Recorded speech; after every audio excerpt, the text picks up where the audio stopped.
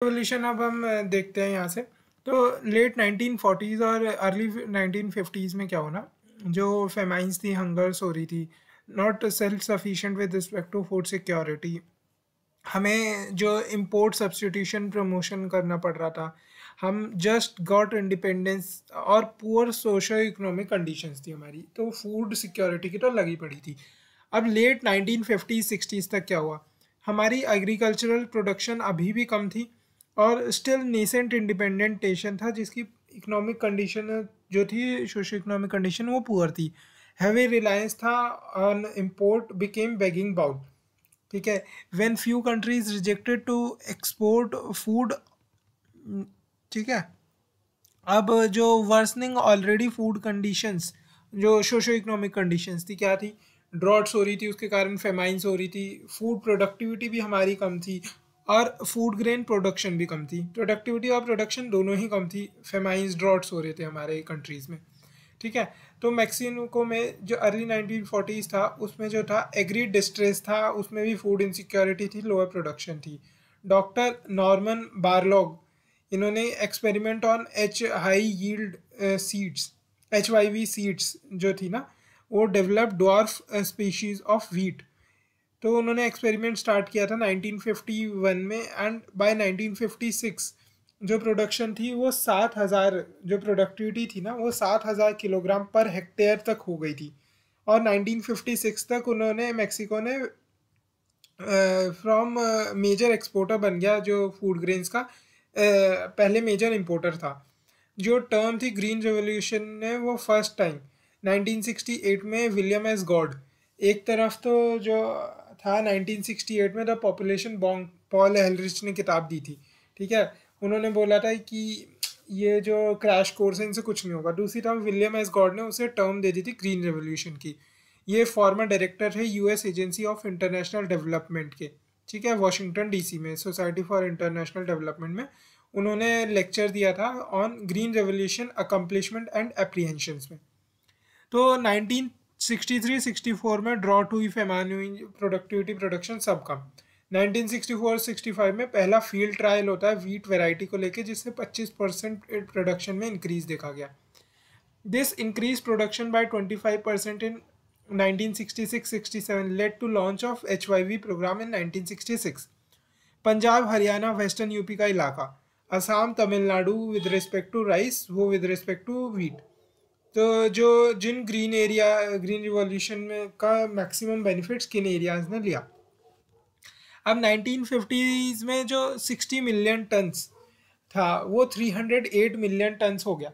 हमने देखा था 1966-67 में वो कितना था, लगभग वो 74 मिलियन टन्स की बात चल रही, 74 मिलियन टन था। तो 1950s में वो 60 मिलियन टन्स था। ठीक है, और हमने प्रोडक्टिविटी भी पहले देखी थी कि भाई प्रोडक्टिविटी, वो हमने याद कर ली थी पिछली वीडियो में। Data from ministry of agriculture, ये डेटा है। ठीक है, अब जो नेट सोन एरिया है वो हमारा 140 MHA है, और ग्रॉस क्रॉप्ड एरिया हमारा 202 MHA पहुंच चुका है अब तक तो। ठीक है, तो ये उससे पहले का डेटा होगा। 2020 से 21 में लगभग 202 MHA पहुंच गया था। तो total gross cropped, total TGA of India, total geographical area of India, वो क्या है, 308 MHA। ठीक है, अब जो type of increase production, type of नहीं, टू इंक्रीज प्रोडक्शन क्या कर सकते हैं, तो लैंड अंडर कल्टिवेशन बना दो। बट ये काफ़ी डिफिकल्ट है, क्योंकि हमारा नेट सोन एरिया ऑलरेडी बहुत ही हाई है। 46.6% of the total geographical area हमारा है। बाकी कंट्रीज़ में तो ये बहुत कम है, कि जैसे कि जापान में लगभग 13%, 14-15% है, US में ये 16% है। तो बाकी कंट्रीज़ में तो ये वैल्यू बहुत कम है। इंडिया में तो फिर भी बहुत ज़्यादा है, 46% के आसपास है। Increase productivity from net sown area, इसी यही एम था ग्रीन रेवोल्यूशन का। अब देखते हैं consolidation of the land holding and land reforms. ठीक है, अब जो फैक्टर्स फॉर फूड प्रोडक्शन क्या क्या होते हैं, एक तो कुछ फिजिकल फैक्टर्स होते हैं। ठीक है, जैसे जो एग्रो क्लाइमेटिक रीजन्स होते हैं, वो फिजिकल फैक्टर्स के बारे में बात करते हैं। जैसे कि रिलीफ हो गया कि ऐसे एरिया में ये रुकेगा, या इडेफिक मतलब सॉइल वगैरह के बारे में बात कर लेते हैं। ठीक है, जैसे कि अगर कॉटन है वो कि वो रेगुर सॉइल पे ही उगेगी। ठीक है, तो या जैसे कि बाकी कोई क्रॉप है जैसे वीट है तो उसे क्लेमी क्लेई लोम से क्लेई लोम या लोमी सॉइल उसको जमेगा या एलुवियल सॉइल जमेगा। ठीक है, तो ऐसे ही कौन से सॉइल पे वो उगेगी। अब क्लाइमेट कौन सा, उसे कितना टेम्परेचर चाहिए कि जैसे, ठीक है, तो जैसे कॉटन है उसको 210 दिन के करीब अपना मतलब 210 दिन छोड़ो, मतलब क्लाइमेट रिलीफ, इडेफिक फैक्टर और क्लाइमेट फैक्टर फिजिकल फैक्टर्स जो होते हैं। फिर सेकेंड होता है इंफ्रास्ट्रक्चर जो उसको चाहिए होता है, जैसे रोड है, मार्केट कनेक्टिविटी है, एपीएमसी मंडीज हैं, ये सब। फिर टेक एंड आर&डी एक्सटेंशन सर्विसेज जो होती हैं। फिर इंस्टीट्यूशनल फैक्टर्स जैसे कि इरिगेशन, पावर एक्सेट्रा जो होते हैं ना, तो वो सब। अब जो ग्रीन रिवॉल्यूशन कंपोनेंट्स हैं, वो कंपोनेंट्स कौन कौन से हैं वो हम पहले भी देख चुके हैं, पर अब फिर से देखते हैं। एक तो HYV सीड्स चाहिए। HYV सीड्स चाहिए, major import in green revolution HYV seeds ही है। वीट और राइस के, वीट 1960s में, राइस 1970s में, जिसने ग्रीन रेवोल्यूशन का फाउंडेशन ले करी है ना इंडिया के अंदर, तो वो है। अब जो HYV है ये मैच्योर करते हैं अर्ली, तो स्कोप है डबल क्रॉपिंग का। ठीक है, तो इनकी रिस्पॉन्सिवनेस बढ़ जाती है केमिकल फर्टिलाइजर्स को लेके। ठीक है, इसीलिए वरना सिवाय कहती है कि ये हाई यील्डिंग वेराइटी नहीं है, ये हाईली रिस्पॉन्सिव वेराइटी है, हाईली रिस्पॉन्सिव सीड्स हैं। तो शॉर्टन द टाइम, ये इजी कैरी फर्टिलाइज़र लोड, और ये रेजिस्ट विंड डैमेज। मतलब शॉर्टर द स्टेम, अगर उनकी स्टेम छोटी होगी, जैसे डॉर्फ वीट उगा रहे हैं हम, तो फर्टिलाइज़र लोड को इजीली कैरी कर लेता है और रेजिस्ट करता है विंड डैमेज को। ठीक है, और लार्ज लीफ साइज, तो फोटोसिंथेसिस ज़्यादा होगा। स्टेम का साइज छोटा, लीफ का साइज बड़ा। ठीक है, रिस्पॉन्सिवनेस टू केमिकल फर्टिलाइजर्स। अब they played a role of modernizers in agriculture. Traditional जो फार्मर्स थे वो HYV as a engine of change, तो उससे कॉमर्शियल प्रोडक्शन वो करने लगे। एज पर दंतेवाला कमेटी, ठीक है, जो wide spread adoption of the HYV seeds have led to step up cereal production हमारी बढ़ गई। Investment use of modern inputs substantially हमारा बढ़ गया है। ठीक है, तो सीरियल प्रोडक्शन बढ़ी, इन्वेस्टमेंट बढ़ी, और मॉडर्न इनपुट्स का यूज सब्सटेंशियली बढ़ गया। दंतेवाला कमेटी ने ये बोला था। दंतेवाला कमेटी, जब HYV सीड्स के बारे में लिखोगे ना, तो पियर्सन कमेटी के बारे में हम लिखेंगे कि पियर्सन कमेटी ने कैसे उसकी तारीफ करी थी। ठीक है, और PSM मतलब हम शिप टू माउथ वाली कंडीशन से बाहर निकले ग्रीन रेवोल्यूशन के कारण, फिर हम दंतेवाला कमेटी के बारे में भी लिख सकते हैं। ठीक है, तो ऐसे हम दत्तावाला, ML दत्तावाला के बारे में भी, दंतेवाला कमेटी, ML दत्तावाला, ठीक है, तो इनके बारे में लिख सकते हैं। Irrigation, much of the net sown area was rain fed in India.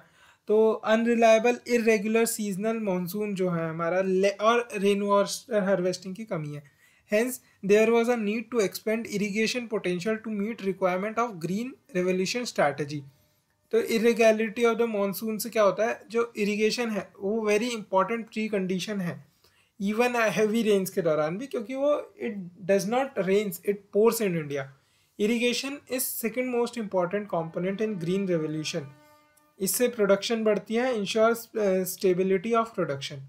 जैसे आज की मतलब इंडिया में 72 MHA के करीब जो है हमारा टोटल इरिगेटेड एरिया है, और ग्रॉस इरिगेटेड एरिया लगभग हमारा 102 MHA के अराउंड है। ठीक है, अब जो यूज़ ऑफ फर्टिलाइजर्स, तो इससे फर्टिलाइज़र और इरिगेशन से HYV सीड्स यूज़ करके यील्ड बढ़ जाती है। To encourage fertiliser usage and to ensure their availability to farmers, जो सेंट्रल गवर्नमेंट है वो provision of subsidies for fertilisers, जो फर्टिलाइज़र कंट्रोल ऑर्डर है ना, जो 1968 का, असेंशियल कमोडिटीज़ एक्ट 1955 के अंदर जो सरकार ने लागू कर रखा है, तो उससे फर्टिलाइज़र को सब्सिडी NBS वगैरह प्रोवाइड होती है, न्यूट्रिएंट बेस्ड सब्सिडी। तो consolidation considerable increase in area under the fertilizer but predominantly in green revolution belt. तो पहला इंडिया, दूसरा चाइना यूएसए, पहला चाइना दूसरा USA, India comes third chemical fertilisers की कंजप्शन में ना, बट इंडिया की जो पर कैपिटा कंजप्शन है वो काफ़ी कम है, ठीक है, तो उस पर हमें ध्यान देने की ज़रूरत है। और जैसे बहुत सारी स्टेट्स हैं उनकी पर कैपिटा कंजप्शन जो है वो 100 किलोग्राम पर हेक्टेयर से भी कम है, ठीक है, तो हमें बहुत ज़्यादा ध्यान देने की ज़रूरत है कि फर्टिलाइज़र यूसेज पे। अब नाइट्रोजन, मतलब नाइट्रोजन कह रहा हूँ, और जो फर्टिलाइज़र यूज़ हो रहे हैं नाइट्रोजन यूज़ एफिशिएंसी हमारे यहाँ पे कम है, but consumption per hectare is still low global average के मुकाबले ना। 1970s, ये जब हम फर्टिलाइज़र इनपुट्स के बारे में पढ़ेंगे तो अब हम फैक्ट्स और नंबर्स पढ़ लेंगे। 1970s सदर्न स्टेट जो leading consumer of the fertiliser, later Punjab and Haryana, western UP ने कैचअप किया। अब इंसेक्टिसाइड पेस्टिसाइड्स आता है। अब जब HIV सीड से मोनोकल्चर हुआ तो इससे डिजीज़ और पेस्ट की कंडीशन बन गई। कमांड एरिया डेवलपमेंट प्रोग्राम में क्या है, area drained by some dam और इरिगेशन प्रोजेक्ट, ठीक है, मतलब इरिगेशन की ही बात हो रही है इसमें, but area drained by some dam और irrigation project, area has no finite capacity.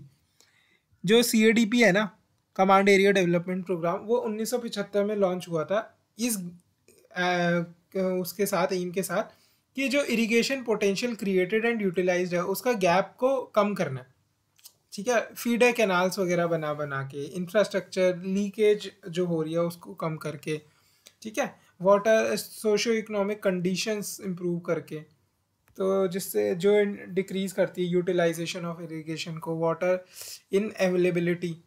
Component of CADP क्या है, कमांड एरिया डेवलपमेंट प्रोग्राम, वैसे हम अलग से भी पढ़ेंगे पर यहाँ पे भी देख लेते हैं इसका कंपोनेंट क्या है। एक तो कमांड एरिया में डेवलपमेंट करनी है हमें, ठीक है, तो irrigation project, area drained by some dam और इरिगेशन प्रोजेक्ट, तो इसका कंपोनेंट होगा एक कि सूटेबल क्रॉपिंग पैटर्न, वो इन लाइन होना चाहिए, जो क्लाइमेटिक रीजनलाइजेशन है ना उसके अकॉर्डिंगली होना चाहिए। एज वाटर इंटेंसिव क्रॉप्स जो है वो बेनिफिट्स के इरिगेशन एनल कर देते हैं, मतलब एग्रीकल्चरल ड्रॉट अगर किसी एरिया में फिर भी हो रही है because of the crops that are being grown, ठीक है, तो वो फ़ायदा ही क्या रहा। तो agroclimatic classification, so CADP emphasize on agriculture based on agroclimatic regionalisation. जैसे मराठवाड़ा है, नॉट क्रॉपिंग पैटर्न वहाँ पे एग्रोक्लाइमेटिकली अलाइन नहीं है, जो ड्राई रीजन है, वाटर गजलिंग क्रॉप है, sugar cane guzzle 80 to 85% of the irrigation, crop failure होता है इसीलिए फार्मर सुसाइड करते हैं। Development of the ground water to supplement अपना इसे सरफेस वाटर, ठीक है। अब जो था development and maintenance of the main and intermediate drainage system, modernisation management and efficient working of the irrigation system, on farm development, जैसे कि farm पे क्या है, हमें सॉइल सर्वे करना है ताकि क्या फर्टिलाइज़र डालने हैं, तो ऑन फार्म हमें बहुत सारी चीज़ें चाहिए, जैसे कि फार्म रोड्स चाहिए हमें, फीड चैनल कंस्ट्रक्शन चाहिए, फील्ड ड्रेन्स चाहिए हमें, लैंड शेपिंग चाहिए, extension services strengthening, realignment of the field boundaries to ensure equitable and assured supply of water, ठीक है, और consolidation of the land holding and land reforms हमें करने हैं, land reforms and consolidation of the land holding. अब जो small and marginal land holdings है उससे क्या प्रोडक्टिविटी कम हो जाती है, वेस्टफुल लैंड जो यूजेज है वो प्रोडक्टिविटी कम हो जाएगी बिकॉज इकोनॉमिक्स ऑफ स्केल नहीं हो पाएगी, ठीक है। दूसरा इकोनॉमिक्स ऑफ स्केल, प्रोडक्टिविटी कम हो गई तो फार्मर वहाँ के क्या ऑटोमेटिकली पुअर हो जाएंगे तो वो जो फ्लो बैक नहीं कर पाएंगे अपना प्रॉफिट्स, क्योंकि उनके पास मच प्रॉफिट होगा नहीं, तो इससे एग्रीकल्चरल जो फर्टिलिटी है सॉइल वो और डिक्रीज होगी, और इससे वेस्टफुल लैंड यूजेज बहुत होगी, टाइम का बहुत वेस्ट होगा, रिसोर्स मल्टीप्लिसिटी होगी, ठीक है, तो और वो नहीं बन पाएगी, यूनिफॉर्मिटी नहीं आ पाएगी जो क्रॉपिंग है, टू एड्रेस दिस कंसोलिडेशन, तो उसकी मार्केटिंग अच्छे से नहीं कर पाएंगे। To address this consolidation of land was pursued by government of the India. Land reforms, farmer work on land but did not own it. Prevalence of zamindari rayatwari. So government abolished zamindari and rayatwari, sealing on urban मतलब upper limit of agri land holding. फिर सातवां है other components. A formal credit, ठीक है। तो अपने are N Chopra साहब ने बोला था ना कि भाई credit is the most important factor because this is the factor from which other factors can be bought. तो formal credit availability to the farmers, PSL lending करानी हो, भले ही एग्रीकल्चर इंफ्रास्ट्रक्चर फंड बनाना हो, ठीक है। तो ऐसे, या किसान क्रेडिट कार्ड की बात हो, या फिर जो फार्म लोन्स हैं उनको फार्म लोन्स माफ़ करने की बात हो, cooperative banks, RRBs, commercial banks जो गवर्नमेंट ने बनाए हैं। अब development of the market systems and the rural infrastructure, ठीक है। जो आपने उन्होंने बोली है ना कि ग्रीन रेवोल्यूशन को ग्राउंड रेवोल्यूशन से तो वीवी बोहरा ने बोली थी, ऐसी development of the market system and rural infrastructure बहुत इंपॉर्टेंट है because this may be the last step but this is the one for which all the things that have been done in the past for this only, ठीक है। तो development of marketing system and rural infrastructure ताकि distress sale ना हो पाए, ठीक है। अपना rural roads connect rural internet to mainland India. अब सी है कि agriculture universities development to R&D with respect to Indian agriculture. अब इम्पैक्ट क्या हुआ ना ग्रीन रेवोल्यूशन का, तो ये हम पहले भी देख चुके हैं। तो 7 to 9 था, 7 to 9 मिलीटन इसकी प्रोडक्शन थी, 7 to फिर ये 2017-18 मतलब 2020-21 में लगभग ये कितना 302 के आसपास हो गया ना, 629। ये फैक्ट तो हम पहले भी याद कर चुके हैं, तो यहाँ अलग फैक्ट्स याद करने की ज़रूरत नहीं है, ठीक है। तो ये वाला राइस हिंटरलैंड पहले यहाँ पे था तो वो एक्सटेंड हुआ, फिर यहाँ से वीट हिंटरलैंड यहाँ था, वो सेंट्रल एंड ईस्टर्न इंडिया में गया, diffusion of rice crop, wheat crop, ठीक है। तो ये वाली बात है। अब raises farmer income, big farmers जो 10 से 20 हेक्टेयर था ना उनके पास, उन्होंने सबसे ज़्यादा ग्रीन रिवॉल्यूशन के कंपोनेंट्स में इन्वेस्ट किया और उनको रिटर्न्स मिले, ठीक है। तो वो और रिच हुए, तो इसने और डिस्पैरिटी लाई, इंटरपर्सनल डिस्पैरिटी बढ़ाई। इम्पैक्ट ऑफ इंडस्ट्रियल ग्रोथ, जो फर्टिलाइज़र इंडस्ट्रीज़ हैं उनकी ग्रोथ, शुगर इंडस्ट्री की growth, tractor and agri implants and industries की growth, and food processing industries and others as a spill over effect, ensure food security, reduced India's dependence especially for food grains, increased employment, on farm employment बढ़ती है जब हमें on farm activities कुछ कर रहे हैं, ठीक है। तो ऑन फार्म डेवलपमेंट कर रहे हैं, ऑन फार्म डेवलपमेंट जैसे फार्म रोड्स हो गई, land shaping, field drains, soil survey, ये वाली चीज़ें हो गई। तो अगर increase employment, on farm employment बढ़ रही है, startup, exports, agro basis industries, extensive services, तो इसका नेगेटिव इम्पैक्ट क्या है ग्रीन रेवोल्यूशन का? रीजनल डिस्पैरिटीज़, इनक्वालिटीज़ बढ़ा दी हमने, ठीक है। इंटर रीजनल लैंड होल्डर्स तो imbalances in cropping pattern, disproportionate production of the food crops, जो पल्सेस ऑफ मिलेट्स इग्नोर होने लग गए, ignored horticulture, aquaculture, apiculture, life stock farming, जो भी एलाइड सेक्टर्स थे वो सब इग्नोर हो गए, अदर क्रॉप्स इग्नोर हो गई, क्रॉप डाइवर्सिफिकेशन नहीं होने लगा, मोनोकल्चर होने लगा।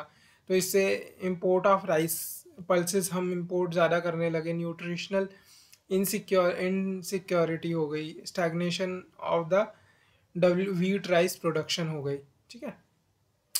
Because of all this overall agri growth जो है वो स्टैगनेंट पहुंच चुकी है, ग्राउंड वाटर का डिप्लीशन हो रहा है। केस स्टडी ऑफ पंजाब, जो ड्यूरिंग ग्रीन रेवोल्यूशन पंजाब जो थी उसमें फार्मर्स को फ्री इलेक्ट्रिसिटी दी, तो अब फार्मर्स को क्या बड़ा ही जद्दोजहद करनी पड़ रही है, सॉइल एल्कलाइन ऊसर हो गई है, सलाइन एल्कलाइन हो गई है, ठीक है। This led to decrease in water table 1 metre per year, deforestation करना पड़ गया है पंजाब, हरियाणा, वेस्टर्न यूपी में, ताकि एग्रीकल्चर लैंड को कन्वर्ट कर लिया गया, ठीक है। पॉल्यूशन ज़्यादा बढ़ रहा है, फर्टिलाइज़र जैसे इंसेक्टिसाइड यवतमल जो डिस्ट्रिक्ट है महाराष्ट्र में, उसमें पेस्टिसाइड पॉइजनिंग देखने को मिली, जिससे 20 से ज़्यादा किसानों की डेथ हो गई। अब फर्टिलाइज़र का यूज़ ज़्यादा होने से क्या अपना यूट्रोफिकेशन हो रही है लेक्स वगैरह में, तो इससे एल्गल ब्लूम्स हो रही हैं। इससे क्या अब फर्टिलाइज़र के जो यूज़ से ज़्यादा अपना global warming, green house gases भी ज़्यादा निकल रही हैं, ठीक है, और ये वाली दिक्कत हो रही है। वे फॉरवर्ड क्या है and second green revolution way forward?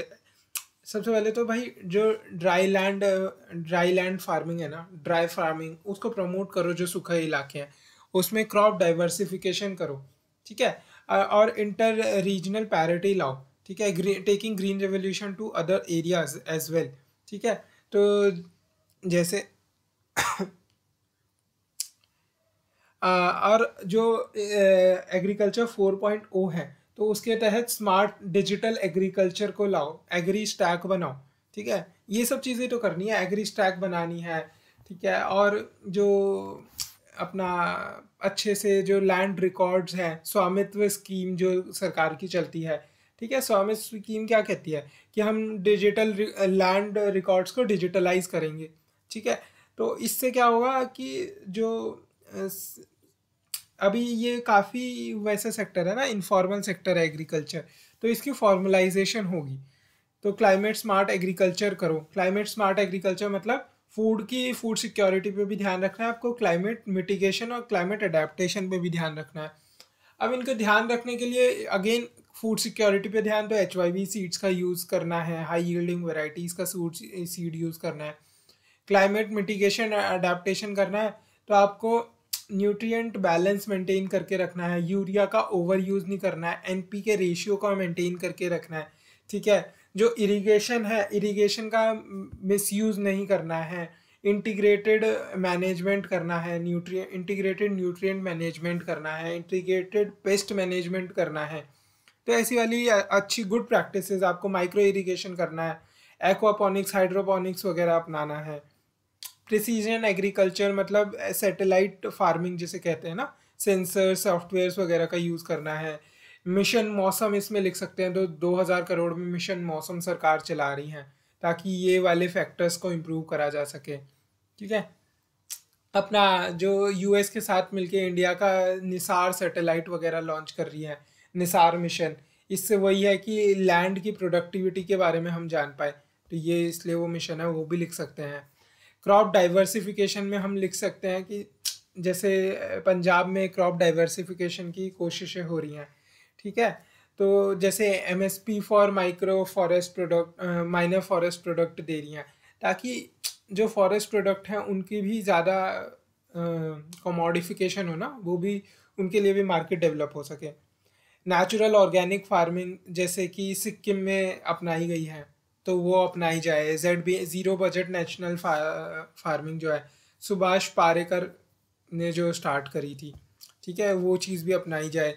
और जो एलाइड सेक्टर हैं और जो अदर क्रॉप्स हैं उनको प्रमोट किया जाए, जैसे ऑयल सीड्स का प्रमोशन, हॉर्टिकल्चर का प्रमोशन करा जाए, ठीक है।